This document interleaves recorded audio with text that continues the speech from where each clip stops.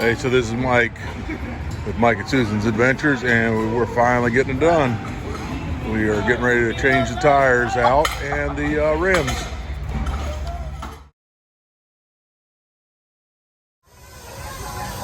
Hey, so we've run into our first problems with the Teraflex Nomads.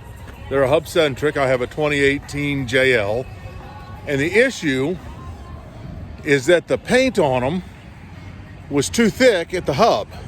So what we've actually had to do is take a wire brush, run it in and out of there, and knock some of that paint down, and it fit just great. So we're back on track. Well, there she is, looking good.